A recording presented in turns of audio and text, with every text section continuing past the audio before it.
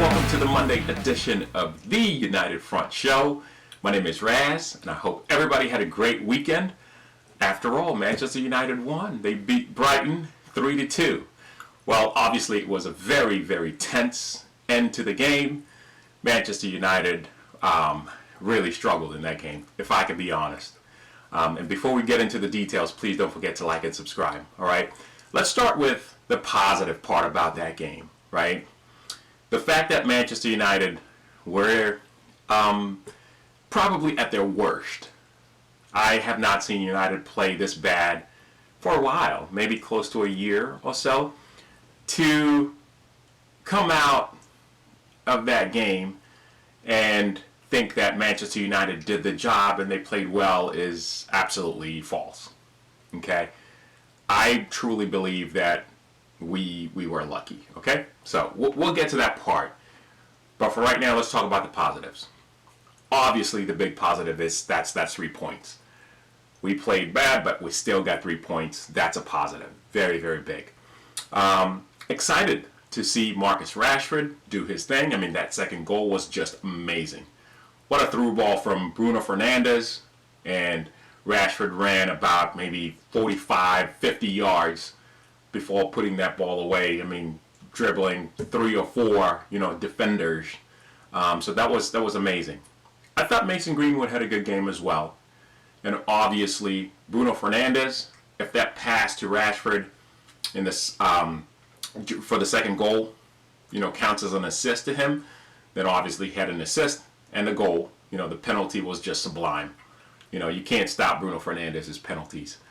Apart from that, to be honest with you, there wasn't much else that went right in that game. I thought Greenwood did okay.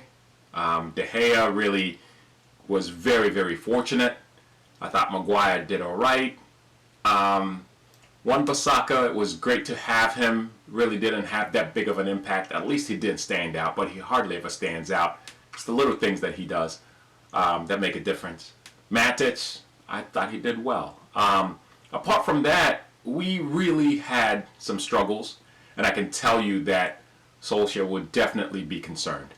My number one concern is the fact that with a few minutes left before the end of the game, Manchester United were up 2-1, right? Brighton, put so much pressure on United. They finally get a cross in after an insurmountable amount of, possession during a certain spell during the game. And there's nobody marking the guy right there in the back who's all alone to just knock the ball in for a header. And it's a goal. The defense obviously needs some work. Everybody knows that. Apparently Solskjaer came out here not too long ago and said, well, you know what, he believes in the defense and, he thinks our defense is fine. That's fine and dandy. He can say that, but we know what we are seeing, and last time I checked, I'm not blind. I could see, and I watched that game, and that defense was poor. Okay, it really was.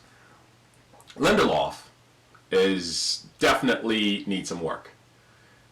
There's been reports here recently, Daily Mail, The Sun, and all the above, stating that Lindelof is burnt out, that maybe Solskjaer and his coaching staff fear that he is burnt out. It's possible. Look, I'm going to give it to him. I know the season just began, but Manchester United really did not have that big of a break. Here's the matter of the fact. It doesn't matter. That's what it is. It doesn't matter. We're in this situation. We have to figure it out one way or another. If you're tired, you're a professional, find a way to get over it. And if Solskjaer feels that Lindelof is tired, then he needs to bring on Bailey. And speaking of bringing on Bailey, this was another big concern for me in that game. Manchester United brought on an additional defender. That's in addition to Maguire, Lindelof, Bailey, Shaw, then Wan-Bissaka. How do we bring on a 5th defender against Brighton? Let that sink in for a little bit. Manchester United brought on Bailey, a fifth defender, against Brighton. That's how much pressure United were on. Now, look, Brighton had a good team. They're a good team. I mean, they lost one. I believe it was to Chelsea. I think that score was 3-1. That was the first game. They beat Newcastle 3-0. Newcastle is a team that tied against Tottenham, and to be honest with you, Brighton set a record for the number of shots that hit the post in a single game this past weekend against Manchester United. And United came out 3-2 winners. 3-2 winners. If I can be honest, Brighton deserved to win that game. I'm a United fan through and through, but I'll be very, very honest with you. And if you think that's accurate, please don't forget to like and subscribe. It was a very, very tough game for us. We looked out of sorts.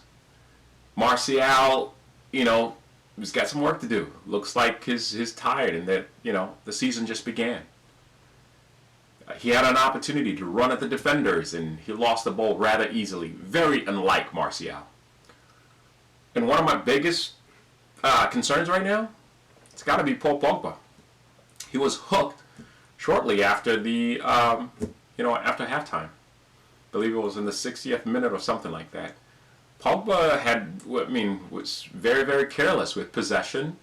Had one reckless foul where he got a yellow, and to be honest with you, I don't know. I mean, he was pouting, and I don't know if he's upset with himself or with Solskjaer for chucking him out the game.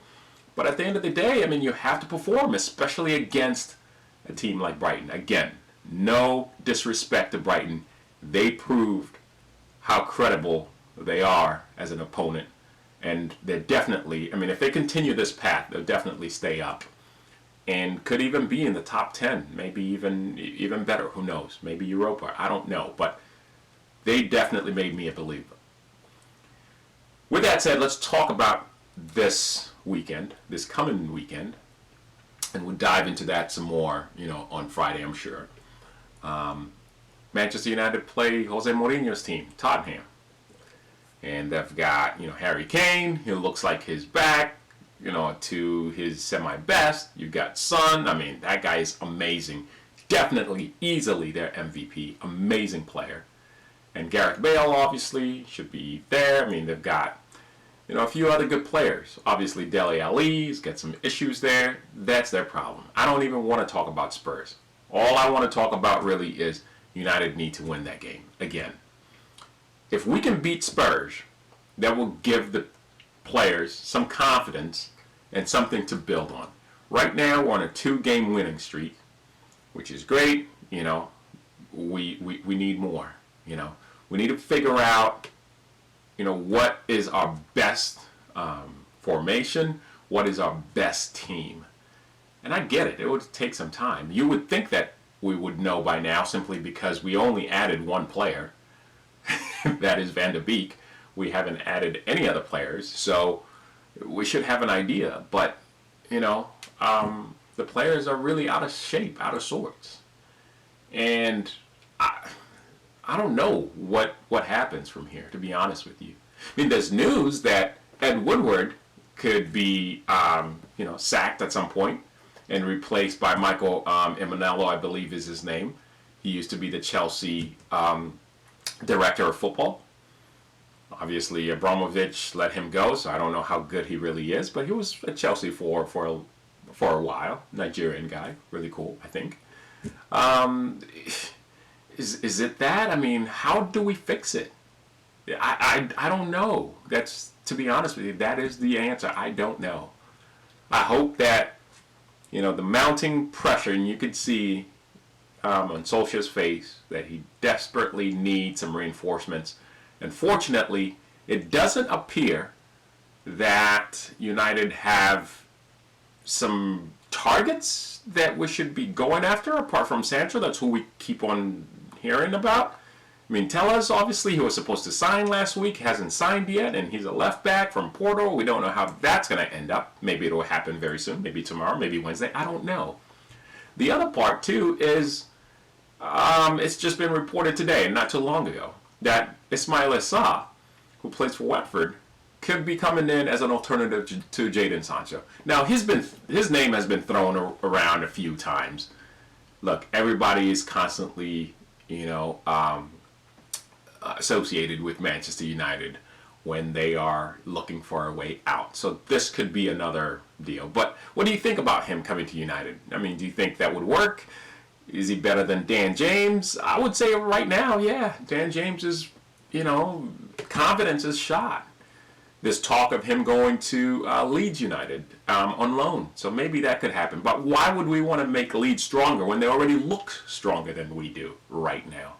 So it's very, very interesting, and lots of things to really look at and to analyze, and hopefully, Solskjaer and his team will get things together, and the players especially. It's not only down to the manager, but the players need to dig deep and find a way to make it happen. So, but that's the update on Manchester United. If you have any questions, or if you have any things that you think we should cover, please don't forget to comment. Until then, I will see you on Wednesday. Thank you for watching, and I am out.